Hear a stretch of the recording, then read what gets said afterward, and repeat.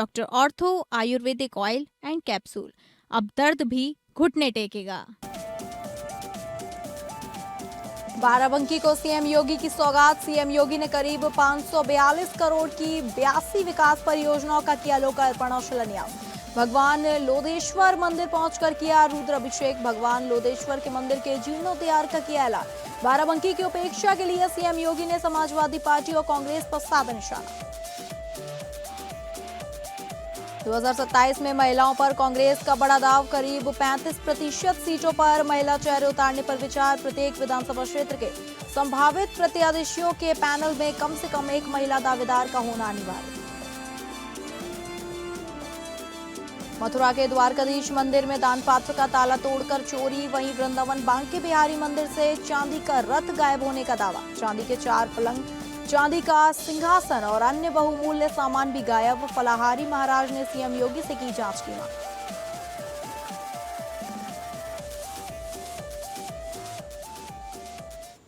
नमस्कार, एक सनसनीखेज खबर के साथ मैं हूं डॉक्टर प्रसून। कुडनकुलम परमाणु संयंत्र में सेध लगने की खबर आ रही है। तमिलनाडु के कुडनकुलम परमाणु संयंत्र के नक्शे और दस्तावेज डार्क वेब पर डाल दिए गए हैं। इस सेधमारी का आरोप रैंसमवेयर ग्रुप वर्ल्ड लीक्स पर लगा है। यह समूह फाइलें लॉक करने के झंझट में नहीं पड़ता, जिससे सिक्योरिटी सॉफ्टवेयर अलर्ट नहीं होते हैं। वे चुपके से सर्वर में घुसकर संवेदनशील दस्तावेज डाउनलोड कर लेते हैं। डेटा चुराने के बाद वे पीड़ित कंपनी से मोटी फिरौती या रैंसम मांगते हैं। पैसे नहीं देने के बाद डेटा को वे डार्क वेब पोर्टल पर जानकारी फ्री में डाउनलोड कर देते हैं। आपको बता दें कि तमिलनाडु स्थित भारत के सबसे बड़े परमाणु ऊर्जा संयंत्र कुडनकुलम परमाणु ऊर्जा परियोजना से जुड़े दस्तावेजों के डार्क वेब पर उजागर होने के दावों से अंतर्राष्ट्रीय मीडिया और साइबर सुरक्षा गलियारों में भारत की काफी किरकिरी हो रही है। डार्क वेब पर सक्रिय वर्ल्ड लीक्स रैंसमवेयर ग्रुप ने तमिलनाडु के कुडनकुलम परमाणु संयंत्र से जुड़े 18,997 फाइलों को ऑनलाइन लीक किए जाने का दावा किया है, जो इस समय डार्क वेब पर मौजूद है। हालांकि यह डाटा सीधे परमाणु ऊर्जा निगम यानी एनपीसीआईएल के मुख्य सर्वर से चोरी नहीं हुआ है। कुडनकुलम की यूनिट 3 और 4 की गैर परमाणु निर्माण कार्यों यानी बैलेंस ऑफ प्लांट का ठेका अनिल अंबानी समूह की रिलायंस इंफ्रास्ट्रक्चर के पास था। रिलायंस का डेटा योटा डाटा सर्विसेज के थर्ड पार्टी डेटा सेंटर पर होस्ट था, जहां साइबर हमला या कहा जाए सेधमारी हुई। वर्ल्ड लीक्स रैंसमवेयर ग्रुप द्वारा 14 जीबी से अधिक डेटा, जिसमें संयंत्र के महत्वपूर्ण हिस्सों के ब्लूप्रिंट, उपकरण समीक्षा, वेंडर सप्लायर से जुड़ी आंतरिक फाइलें शामिल रहे, लीक करने का दावा किया गया है।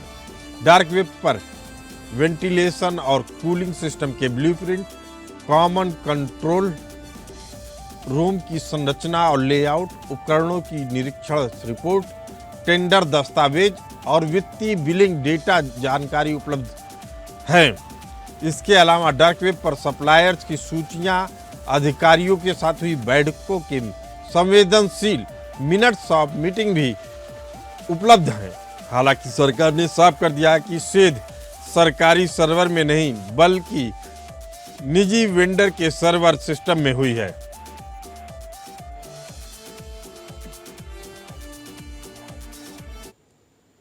भारत सरकार का सबसे बड़ा और प्राथमिक दावा यही है कि लीक हुए डेटा में संयंत्र के सबसे संवेदनशील और मुख्य हिस्से यानी रिएक्टर कोर या सरल शब्दों में कहे तो परमाणु भट्टियों और कंट्रोल रूम संबंधी संवेदनशील जानकारी लीक नहीं हुई है।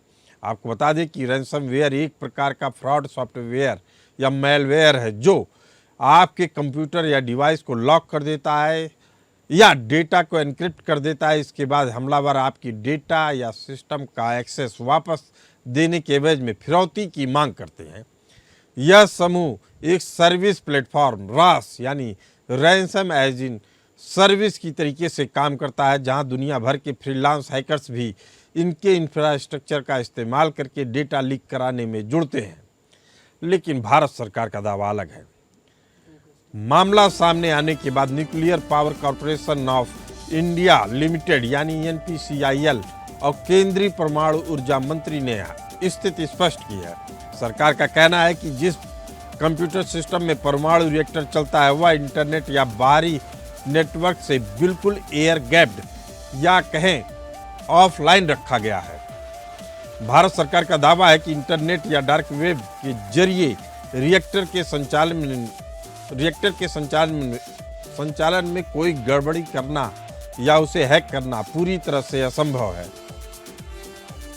प्लांट के यूनिट 3 और 4 में जो निर्माण कार्य चल रहे थे उनका ठेका जिस निजी कंपनी यानी रिलायंस इंफ्रास्ट्रक्चर और उनके थर्ड पार्टी डेटा सेंटर के पास था, उसी के सर्वर में सेध लगी है। परमाणु संयंत्र डेटा लीक की चूक सरकारी न्यूक्लियर नेटवर्क की विफलता नहीं, बल्कि एक प्राइवेट वेंडर के IT सिस्टम में सुरक्षा में खामी है। कुडनकुलम के रिएक्टर रूम की एजेंसी रोसाटॉम के सहयोग से बने हैं, जिनकी सुरक्षा प्रणाली कई परतों में बटी है और जिसकी संवेदनशील जानकारी अभी भी सुरक्षित है। सरकार का दावा है कि ऑटोमेटिक सेफ्टी सिस्टम ऐसे डिजाइन किए गए हैं कि किसी भी बाहरी खतरे या व्यवधान की स्थिति में रिएक्टर अपने आप तुरंत सुरक्षित बंद हो जाता है। सरकार का साफ संदेश है कि डेटा लीक की घटना चिंताजनक जरूर है और वेंडर की इस चूक पर जांच जारी है, लेकिन देश की सुरक्षा और परमाणु रिएक्टरों से सुरक्षित संचालन पर अभी 1% भी खतरा नहीं है। लेकिन अंतर्राष्ट्रीय परमाणु ऊर्जा एजेंसी और वैश्विक साझेदारों जैसे रूस के सामने भारत के परमाणु इंफ्रास्ट्रक्चर साइबर सुरक्षा मानकों को लेकर सवाल खड़े हो गए हैं। परमाणु संयंत्रों से जुड़ी किसी भी प्रकार की सुरक्षा सेध की खबर से आसपास के रहने वाले नागरिकों में सुरक्षा और रेडिएशन संबंधी चिंताओं का डर भी साफ देखा जा सकता है। थर्ड पार्टी वेंडर्स और सप्लायर की सूची और टेंडर दस्तावेजों के लीक होने से हमलावर उन वेंडर्स के डिजिटल सिस्टम को निशाना बनाकर संयंत्र में दोबारा सेध लगाने की कोशिश कर सकते हैं। अधिकारियों और इंजीनियरों की इसके साथ ही सप्लायर्स की जानकारी भी उनके खिलाफ लक्षित स्पीयर फिशिंग हमले किए जा सकते हैं, जिससे अन्य आंतरिक और सुरक्षा क्रेडेंशियल जुटाए जा सकते हैं। भारत की राष्ट्रीय सुरक्षा तंत्र इस पूरे मामले और डेटा प्रामाणिकता की विस्तृत जांच कर रही है।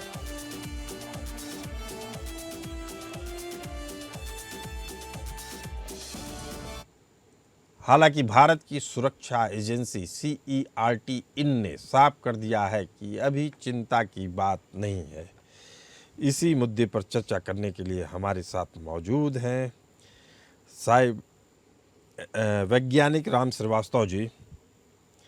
राम श्रीवास्तव जी, आपका बहुत बहुत स्वागत है इस कार्यक्रम में। एक सबसे बड़ा सवाल उठ रहा है कि जिस यूनिट 3 और 4 की बात की जा रही है वह थर्ड पार्टी वेंडर या रिलायंस इंफ्रायोटा की क्लाउड सर्वर से लीक हुआ है।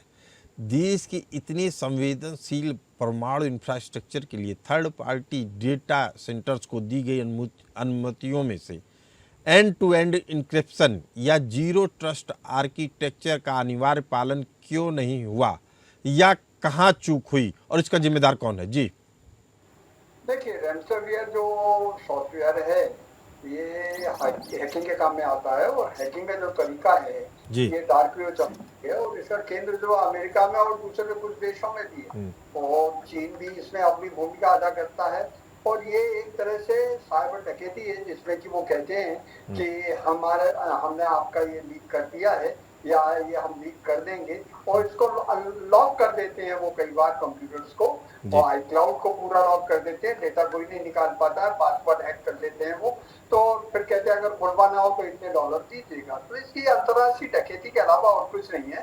अब रहा सवाल इस डकैती से बचने के लिए क्या क्या तरीके हैं, वो सब बहुत पहले से ही ये सबको अच्छी तरह मालूम है और कैसे इसके लिए एंटीवायरस जो है उपयोग किए जाते हैं, उन सब की व्यवस्था की जाती है। अब रहा सवाल जो अति संवेदनशील और क्लासिफाइड चीजें हुआ करती है, वो इंटरनेट से कनेक्टेड नहीं रहती है, उनका सिस्टम अलग रहता है, लोकल नेटवर्क रहता है और उसका कंट्रोल पूरी तरह से क्लासिफाइड लोगों के हाथ में ही होता है। तो जब तक कि क्लासिफाइड आदमी बिक ना जाए और पासवर्ड ना बताए, तब तक रीच ही नहीं हो सकता है। उसमें फिल्टर से लगे हुए टेक्निकली मैं अच्छी तरह से जानता हूँ कि 19,000 फाइलें जो इतनी भारी भरकम है, वो उन्होंने क्यों नहीं, $15 लाख उन्होंने डिमांड किए थे, जो कंपनी ने मना कर दिए। अब मना करने के बाद उन्होंने वो डेटा जितना भी चुराया था, चोरी कहेंगे उसको, और उसको जो है डार्क वेब में डाल दिया। अब डाल दिया तो उससे क्या नुकसान हो सकता है? क्या हमारी सीक्रेसी वायलेट होती है? क्या हमारी टेक्नोलॉजी उसमें कहीं चली जाती है? उसमें नक्शे हैं, जो रशियन डिजाइन है ये नाभिकीय संयंत्रों की, उसमें खास करके 3 और 4 संयंत्र जिसका की ठेका बनाने का रिलायंस को दिया था, उन्होंने किसी थर्ड पार्टी को दिया था, और वहां से ये मैप वगैरह और मीटिंग के मिनट्स और करस्पॉन्डेंस ये लीक हुआ है, उससे कोई लेना देना नहीं है। राम श्रीवास्तव जी, आप बेहद अहम बात बता रहे हैं। फिरौती मांगी गई भारत सरकार से, भारत सरकार ने मना कर दिया। भारत सरकार का कहना है कि ये ऐसा ही मामला है जैसे आपके घर का नक्शा कोई बना ले, लेकिन न उसके घर में घुसने की ताला हो, न चाबी हो उसके पास। अब सवाल उठता है राम श्रीवास्तव जी कि कुडनकुलम संयंत्र पर यह पहला हमला नहीं है। इस परमाणु संयंत्र पर पहले भी साइबर अटैक हो चुके हैं। 2019 में भी उत्तर कोरिया के लाजारस ग्रुप से जुड़े डी ट्रैक मालवेयर ने संयंत्र के एडमिनिस्ट्रेटिव नेटवर्क में सेध लगाई थी। सवाल उठता है कि इसके बाद भी भारत की सुरक्षा एजेंसी NCRT इन क्या जागरूक नहीं थी? क्या उसने इन चीज़ों पे ध्यान नहीं दिया था? चूंकि 2019 का मामला ताज़ा था, उसके बाद भी ये घटना हो रही है। जी देखिए, 2019 की घटना थी, इसके बाद सभी सतर्क रहे, अभी भी सतर्क हैं, और आज आप लेटेस्ट एंटीवायरस भी लगा लेंगे तो इसके बाद भी किसी न किसी वायरस का नया जन्म हो जाता है, वो अटैक कर सकते हैं। तो जो की चेन वाला प्रोसीजर है, ये एक सतत प्रयास है।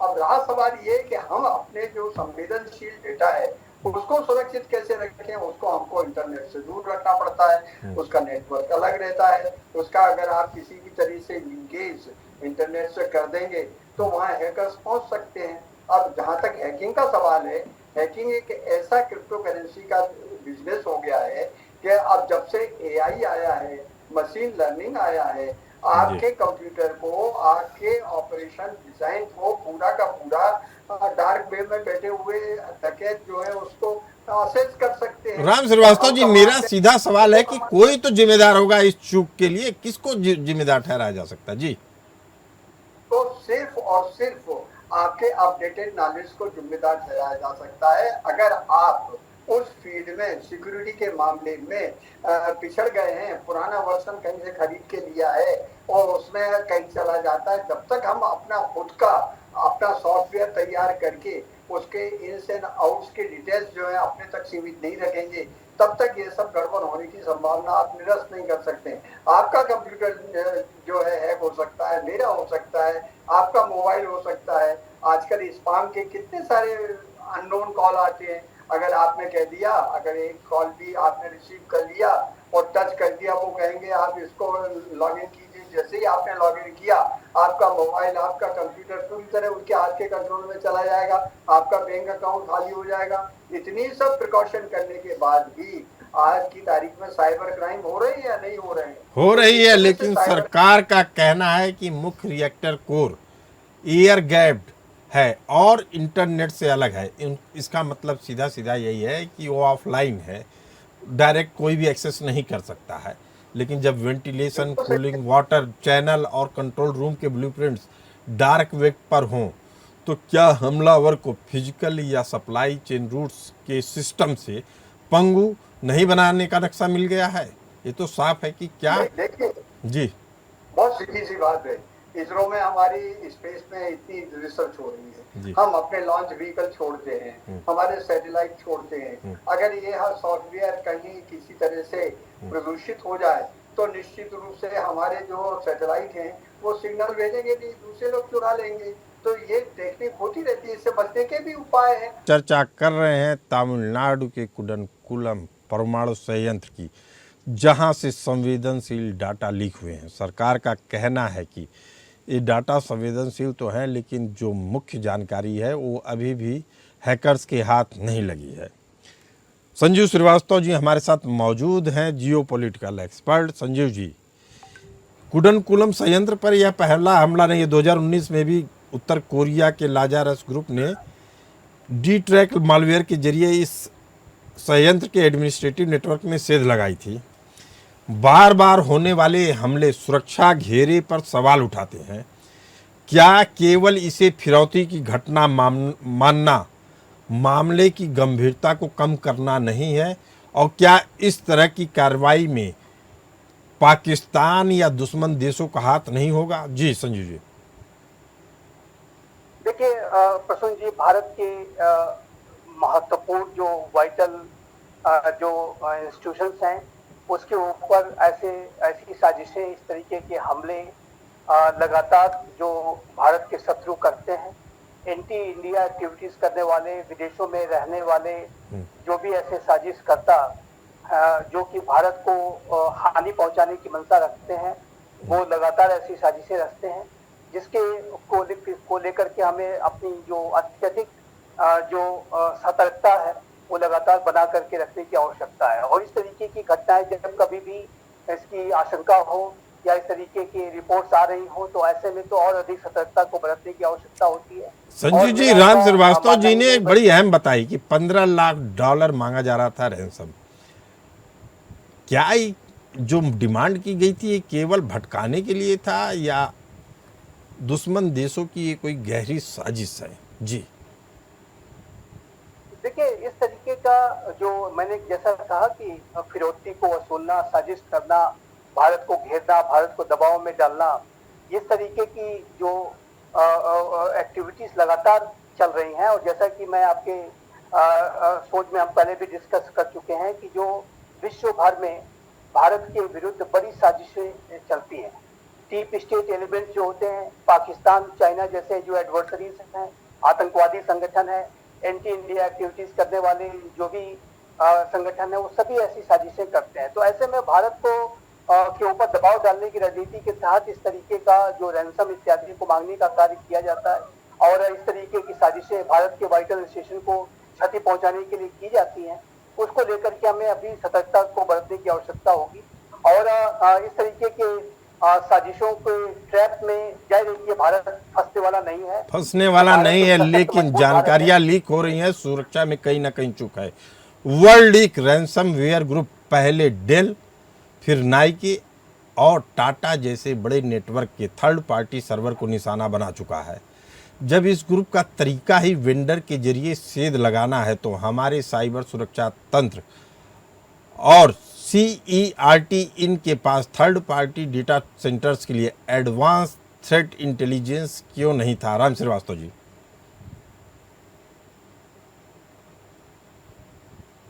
आपने उससे पूछा? जी जी, आपसे पूछा। देखिए, बड़ी सीधी सी बात है। कितना सेंसिटिव मामला था नीट की परीक्षा का, कितनी व्यवस्था की गई थी, इसके बाद भी दुष्टों ने जो है उसमें सैन मारकर उसके पेपर को लीक किया। स्वार्थी लोग अपना काम करते रहते। निश्चित रूप से आज की तारीख में पूरी दुनिया में ऐसा एक भी कंट्री नहीं है जहां किसी ना किसी तरीके से हैकिंग करके वहां पर कोई ना कोई वायरस छोड़ करके डेटा चुराया जाता है। अब चुराने के लिए तो ऐसा है कि हमको अपनी जिम्मेदारी रखना पड़ेगी, अपने नॉलेज को अपडेटेड करना पड़ेगा और उसके लिए हमारी जो सुरक्षा एजेंसी है साइबर क्राइम की, वो बराबर काम कर रहे हैं। अब मैं आपको एक छोटा सा उदाहरण देता हूँ। अभी ईरान और अमेरिका के बीच में युद्ध चल रहा है, उसमें एक हेलीकॉप्टर अपाची को जब गिरा दिया गया, उसके पायलट कहाँ पड़े हुए थे? वहां फारस की खाड़ी में अपनी जान बचाने को रात के अंधेरे में लहरों से जूझ रहे थे।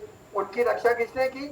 उनकी रक्षा एक भारतीय मूल का विद्यार्थी जिसका की नाम विवेक अल्टेकर है, वो उसने एक अपनी कंपनी बनाई हुई है सोरोसिस, और उसने ऑटोमेटिक एक नाव बनाई हुई है। उस नाव को वो टेक्सास से बैठकर संचालित कर रहा था लोकेट करके उसने उस जगह पर जहां पर पायलट तैर रहे थे वहां नाव को पहुंचाया, ऑटोमेटिक उनको बचा कर लाया।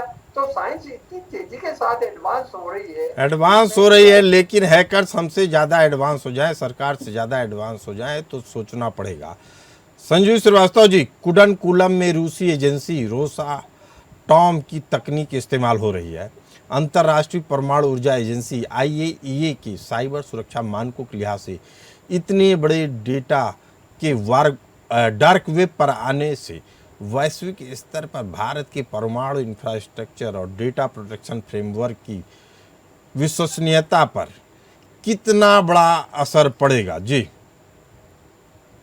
देखिए प्रसून जी, भारत की जो सरकार है, भारत का जो पूरा स्टेट क्राफ्ट है, जो भारत की जो अपनी सुरक्षा एजेंसीज की जो शक्ति है, जो उनकी कैपेबिलिटीज है, उसको अंडर एस्टिमेट नहीं किया जा सकता। और ये जो साजिशकर्ता है इस बात को जानते हैं कि भारत भी एक बेहद शक्तिशाली स्टेट है और उस स्टेट को टारगेट कर लेना, उसको ट्रैप पे डाल लेना, उससे रैंसम वसूली कर लेना, ये एक उनके मंसूबे जरूर हो सकते हैं। संजय जी, इसी से जुड़ा एक और सवाल है कि ऐसे साइबर अपराधियों को पकड़ने में दिक्कत कहां से आती है? 30 सेकंड में जवाब दीजिएगा। जी देखिए, साइबर क्राइम को पकड़ना हमेशा से एक चैलेंज है, क्योंकि ये जाहिर है कि अक्रॉस द बॉर्डर इनके लिए जो राष्ट्रों की सीमाओं का कोई ज्यादा महत्व नहीं होता। विश्व के किसी भी कोने पर बैठ करके ये साइबर क्राइम कर सकते हैं। तो ऐसे जो साइबर क्रिमिनल्स हैं उनको ट्रैक करना निसंदेह चुनौतीपूर्ण है। राम श्रीवास्तव जी, विशेषज्ञ के लिहाज से आपसे पूछना चाहूंगा इसी सवाल का जवाब। जी देखिए, टेक्निकल आदमी होने के नाते मैं अच्छी तरह से जानता हूँ कि आज की तारीख में ऐसा एक भी आप यूँ मानकर चलिएगा कि तकनीक नहीं है जिससे कि हम अंतर्राष्ट्रीय सीमाओं में छुपे हुए इन साइबर चोरों को किसी तरह से पकड़कर, हाँ हमको ये पता लग जाता है, उनका IP एड्रेस मालूम पड़ जाता है, ये मालूम पड़ जाता है किस जगह से ये आ रहा है, ऐसा सॉफ्टवेयर हमारे पास है। लेकिन ये करना कि हम उनको पकड़ के वहाँ किसी तरह की सजा दिलाएं, ऐसा कोई अंतर्राष्ट्रीय कानून आज की तारीख में नहीं है जब तक कि वो जो इंटरनेशनल लॉ के तहत नहीं आए। हाँ, भारत के अंदर अगर होता है तो उसके लिए सावधानियां ली जाती हैं। निश्चित रूप से सबसे बड़ी सावधानी तो ये है कि हमारे जैसे फॉर एग्जाम्पल युद्ध के समय हम जो है सैटेलाइट के द्वारा इमेजेस लेते हैं और हमारा जब प्लेन जाता है या मिसाइल जाती है या जो ड्रोन जाता है, उसमें इतनी हमने अपनी क्षमता की है कि वो दूसरे आने वाले ड्रोन को या मिसाइल्स को वो जाम कर देगा, उसका पथ भ्रष्ट कर देगा। राम श्रीवास्तव जी, इसके अलावा भी एक बड़ा कारण जो मुझे समझ में आता है, world ransomware group crypto currency जैसे बिटकॉइन, मोनेरो में फिरौती मांगते हैं ताकि पैसे का लेन देन ट्रेस न किया जा सके। डार्क वेब पे उनका IP एड्रेस मिलना भी बहुत मुश्किल होता है क्योंकि वो कई लेयर में बना होता है।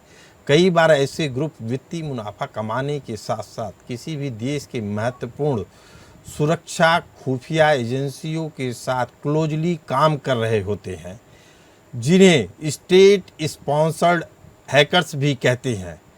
जैसे पाकिस्तान के कुछ हैकर्स ग्रुप हैं, जैसे तमाम हैकर्स ग्रुप हैं। कोई CIA के साथ कर रहा है, कोई मोसाद के साथ काम कर रहा है, कोई पाकिस्तानी खुफिया एजेंसी के साथ काम कर रहा है। इसीलिए इन षड्यंत्रकारियों को बचाने में दुनिया भर की टॉप खुफिया एजेंसियां भी लग जाती हैं। इसीलिए ऐसे आरोपियों को सजा नहीं मिलता है। आप सभी खास मेहमान इस खास चर्चा में आए, आप इसके लिए आप सभी का बहुत बहुत धन्यवाद। इस चर्चा में फिलहाल इतना ही, हमें भी दीजिए इजाज़त। नमस्कार।